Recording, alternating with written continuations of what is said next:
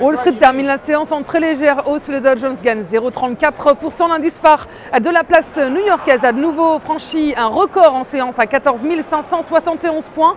On est à plus 0,35% pour le Nasdaq. Et après le Dow Jones, c'est bien c'est au S&P 500 de battre des records. L'indice Standard & Poor's grimpe de 0,39%.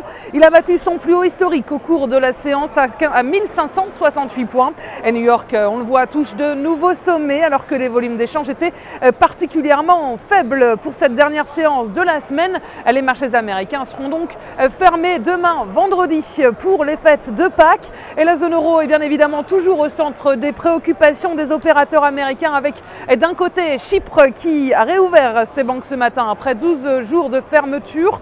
Les investisseurs gardent un œil aussi sur la situation politique toujours tendue en Italie. Le pays devrait former un gouvernement demain soir et Wall Street a digéré aujourd'hui des indicateurs économiques plutôt mitigés avec une déception du côté du PIB américain pour le quatrième trimestre. La croissance américaine a ralenti et moins fortement qu'on ne le pensait. Elle passe de 0,3 à 0,4%.